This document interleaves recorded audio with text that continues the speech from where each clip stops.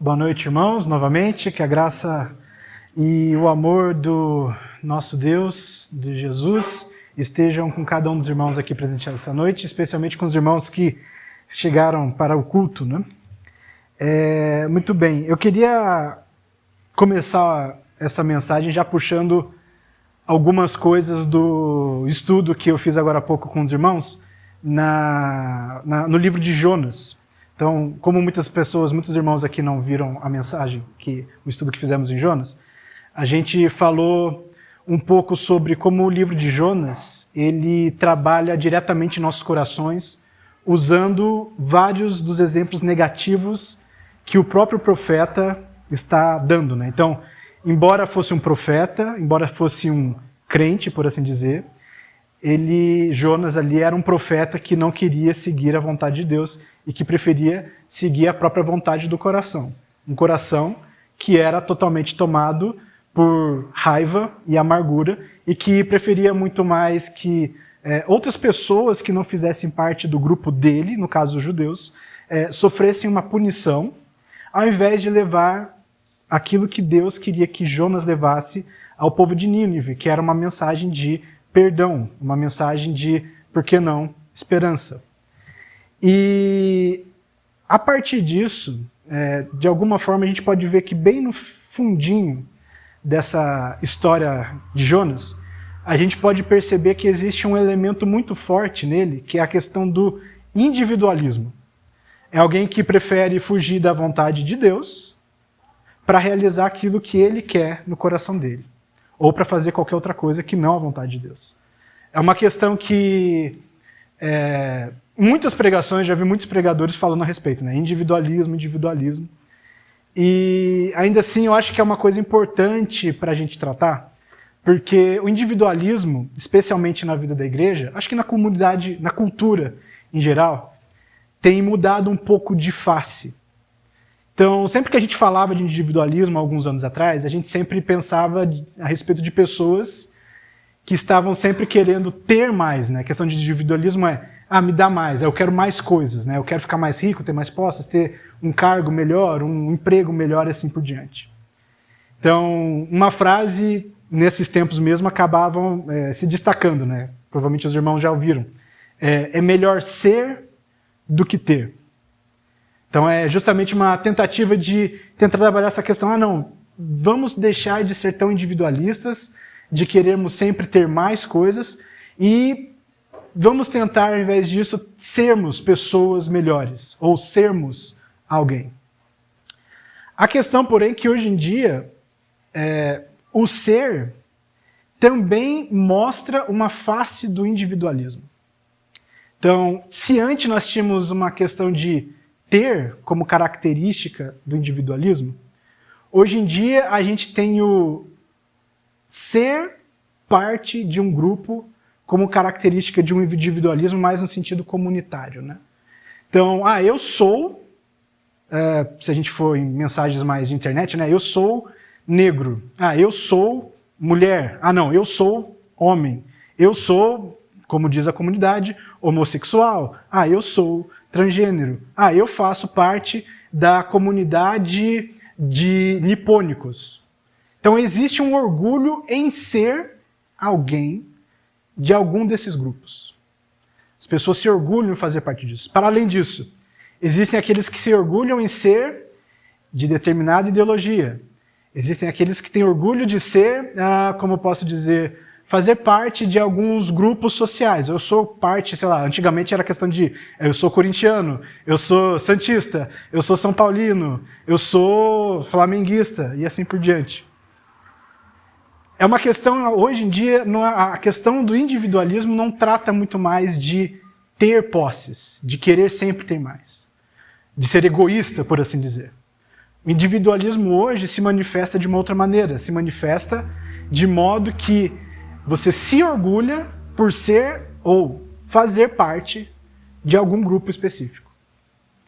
E como a gente viu agora há pouco na questão de Jonas era alguém que era muito orgulhoso de ser judeu, de fazer parte de um grupo que supostamente era o povo de Deus. por ele ser povo de Deus, ele tinha orgulho de ser alguém com quem Deus caminhava. Havia um orgulho na individualidade mesmo, nesse ser dele judeu. E por conta disso mesmo, por ele se achar mais digno, mais valoroso do que outras pessoas, no caso de gentios, no caso, dos ninivitas, por ele se achar judeu e se achar, por conta disso, melhor do que aqueles que não eram judeus, ele acabou caindo numa situação de ódio, de raiva, para com aqueles que não conheciam a Deus. E qual que é o problema da igreja? Como a gente viu um pouco nesse estudo que a gente falou agora há pouco. O problema da igreja, na questão do individualismo, é que muitas vezes a gente se orgulha de ser crente e esquece que o que faz a igreja ser igreja não é necessariamente você se orgulhar de ser crente. Por outro lado, antigamente as pessoas se preocupavam mais em, não, a igreja está bem, uma igreja está bem, se ela tem uma grande quantidade de pessoas, um grande número de pessoas está participando do culto, ou se tem uma grande quantidade de membros, se tem 200, 300, algumas igrejas 2.000 membros. E não é difícil você encontrar várias dessas igrejas que têm milhares de membros com problemas muito graves ou se portando, com membros no caso, se portando como se, na verdade, não conhecessem, não fossem de fato discípulos de Cristo. Havia, então, por muito tempo, sempre houve um enfoque muito mais em ter membros do que ser membro.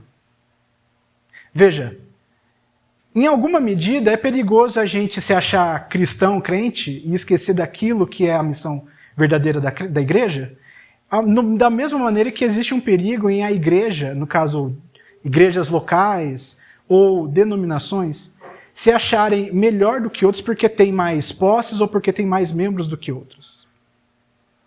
Então isso é um problema recorrente na igreja. Sempre foi e provavelmente sempre vai ser. Eu queria, porém, trazer um texto que eu entendo que nos mostra o que é de verdade ser igreja.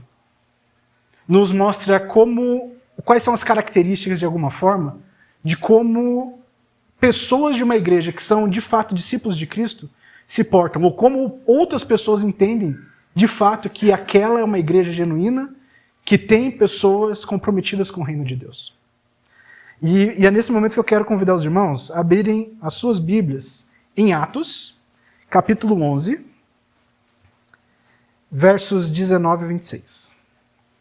Diz assim, então, a palavra do Senhor. Enquanto isso, os discípulos que haviam sido dispersos na perseguição, depois da morte de Estevão, chegaram até a Fenícia, Chipre e Antioquia da Síria. Pregaram a palavra, mas somente aos judeus. Contudo, alguns dos discípulos que foram de Chipre e Cirene até Antioquia começaram a anunciar aos gentios as boas novas a respeito do Senhor Jesus. A mão do Senhor estava com eles e muitos desses gentios creram e se converteram ao Senhor. Quando a igreja de Jerusalém soube do que havia acontecido, enviou Barnabé a Antioquia. Ao chegar ali e ver essa demonstração da graça de Deus, alegrou-se muito e incentivou os irmãos a permanecerem fiéis no Senhor. Barnabé era um homem bom, cheio do Espírito Santo e de fé. Uma grande multidão se converteu ao Senhor. Então Barnabé foi a Tarso procurar Saulo.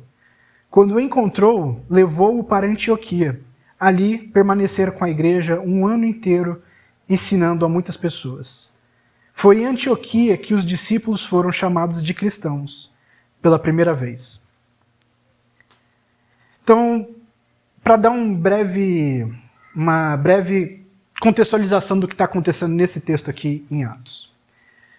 Especialmente no capítulo 11, a gente vê a gente vê uma situação em que o apóstolo Pedro, ele tem um sonho em que Deus manda ele comer animais que até então, na tradição judaica, eram proibidos.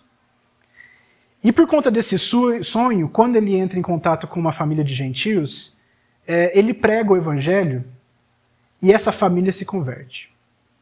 Por que esse ponto é interessante, é importante que a gente tenha em mente? Porque, como eu falei, assim como Jonas tinha essa questão nacionalista muito forte, essa questão de identidade judaica muito forte, ele era mais importante, mais valioso do que os gentios. A tradição judaica, os judeus de modo geral, eles tinham esse mesmo pensamento na época de Jesus. Eles tinham a tendência de se achar mais e melhores do que gentios. Tanto é que vários problemas políticos naquela época vinham justamente dessa questão de libertação e liberação judaica das garras do Império Romano.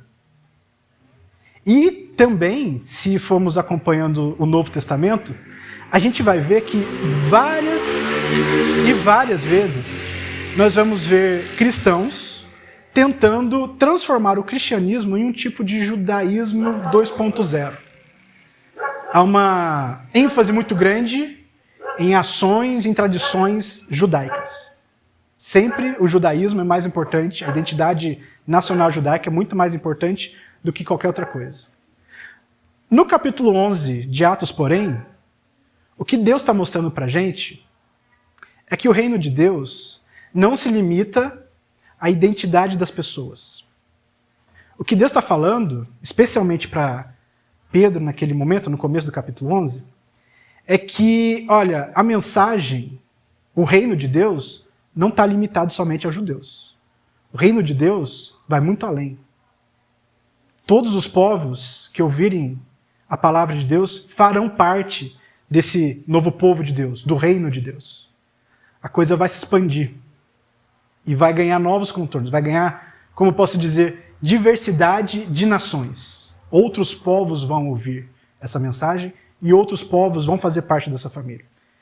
Então é por isso que, em alguma medida, se a gente pegar Atos, no começo ali, os cristãos, depois que Jesus sobe aos céus, eles não estão muito interessados em pregar o evangelho.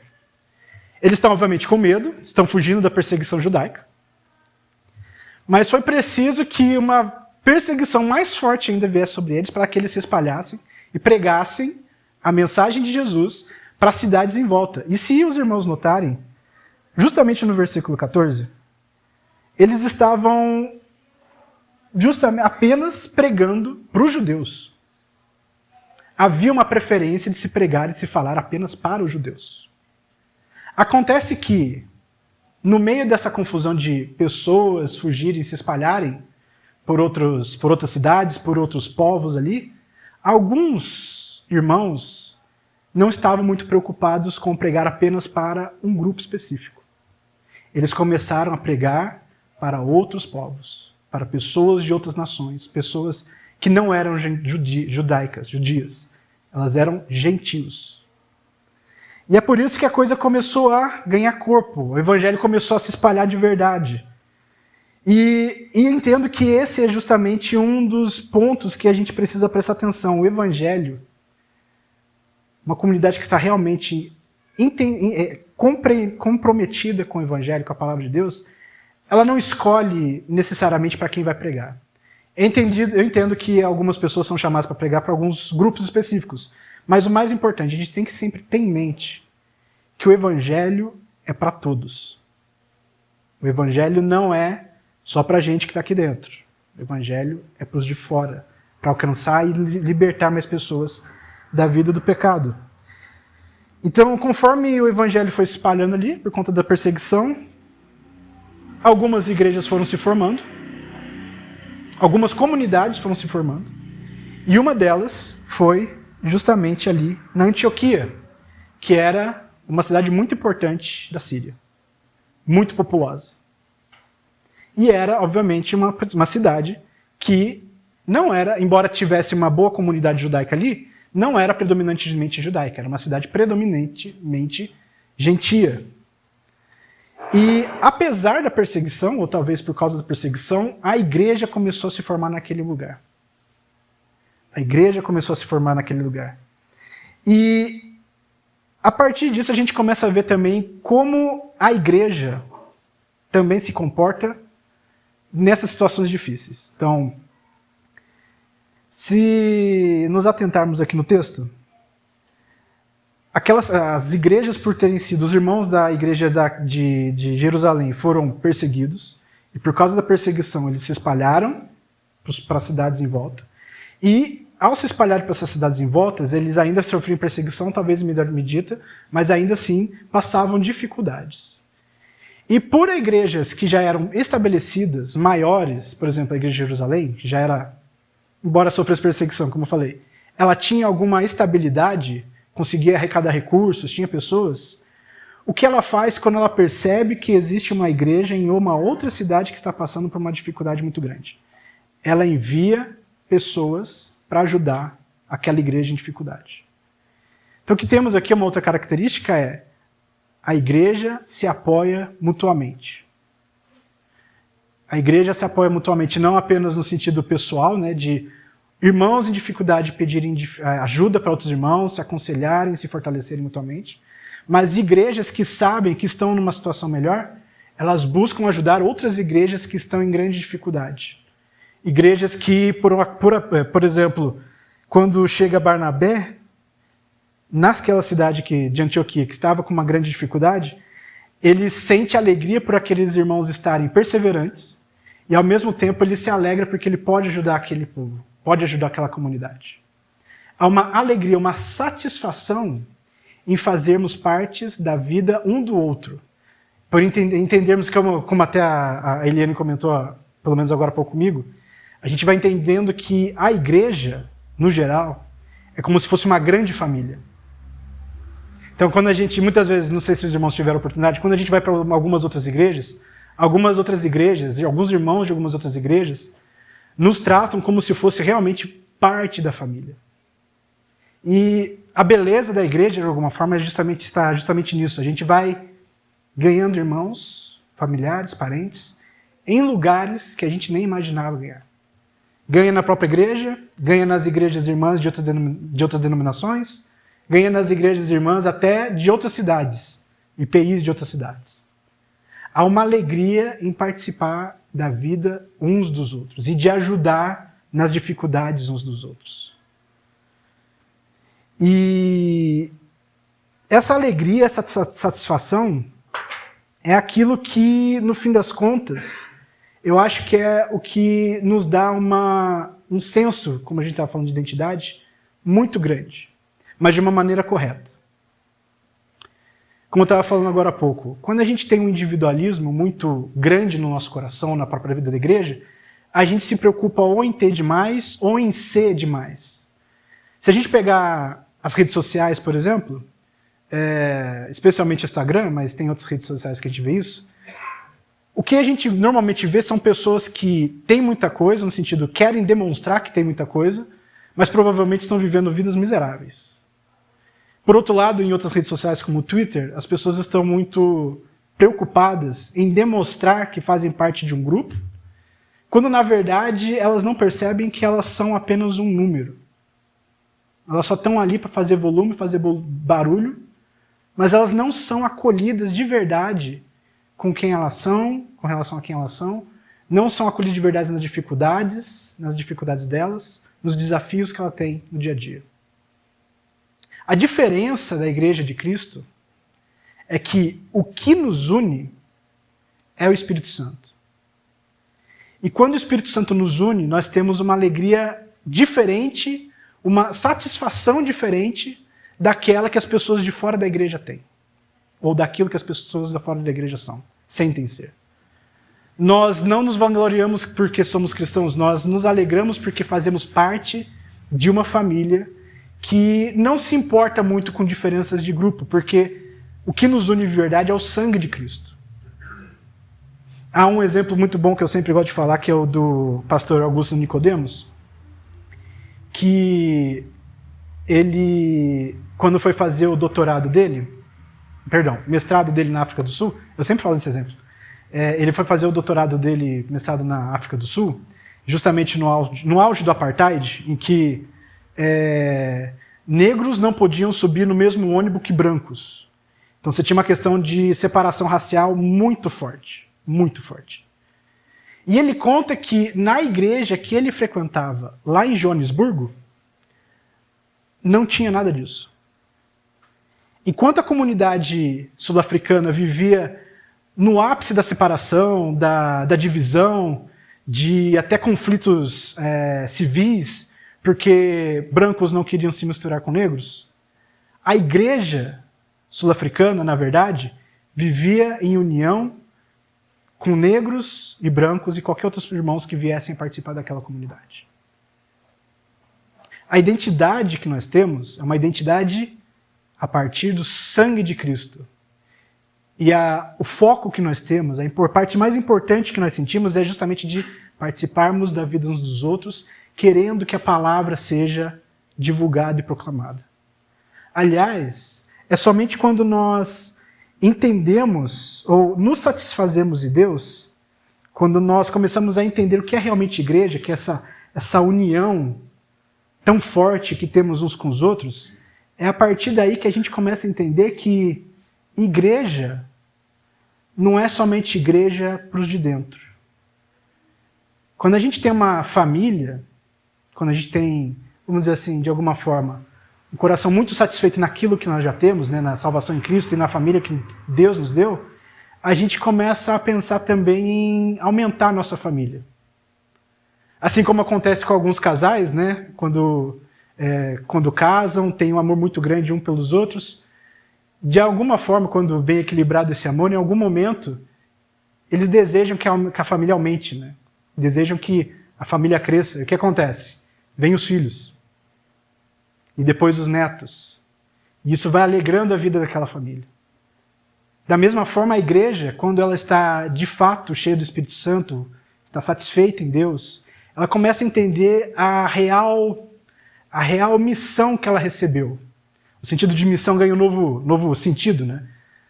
Não é simplesmente uma missão de levar a palavra. A gente entende que o levar a palavra não é simplesmente convencer as pessoas de que elas precisam de salvação. O levar a palavra, no fim das contas, passa a ter essa sensação de, não, a gente quer que a família aumente. A gente quer que mais pessoas participem desse amor que a gente tem aqui dentro que a gente já sente.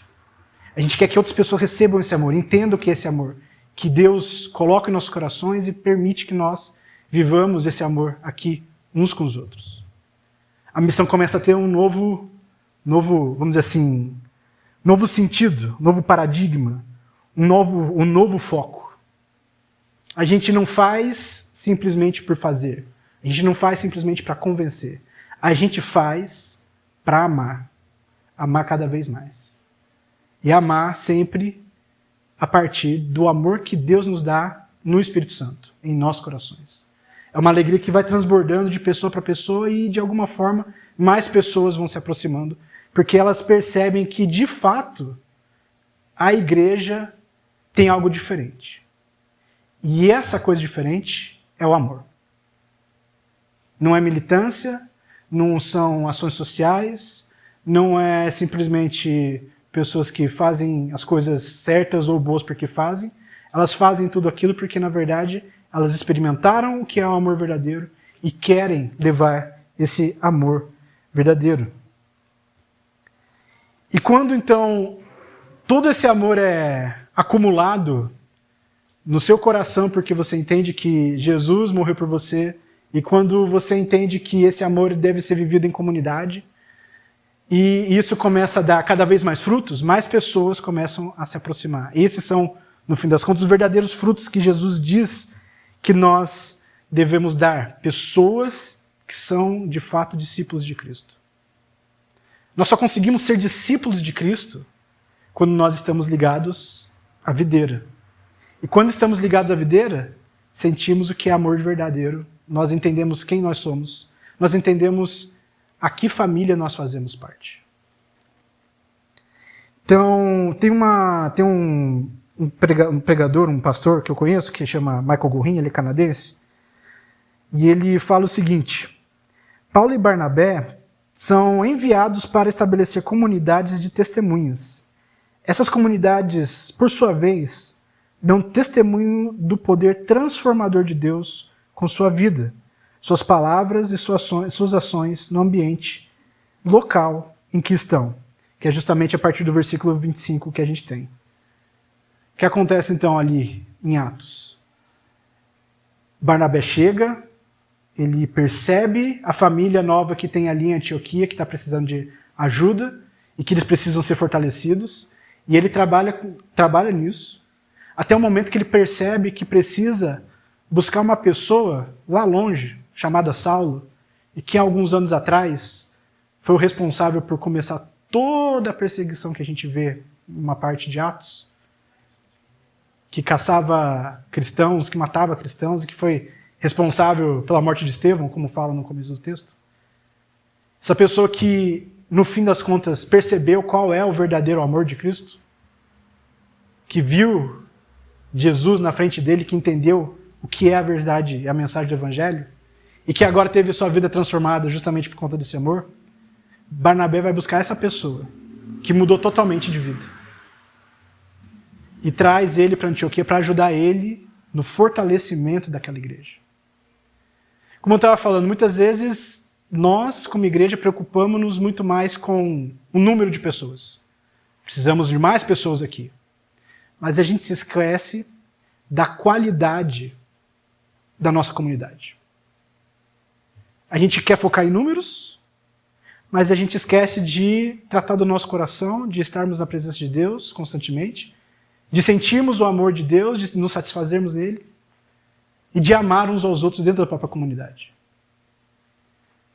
Veja, o amadurecimento, essa questão de gerarmos frutos, de mudarmos e de sermos transformados pelo amor de Cristo, provavelmente só vai acontecer, ou acontece com mais intensidade, quando de fato sentimos e vivemos o amor de Deus em nossas vidas.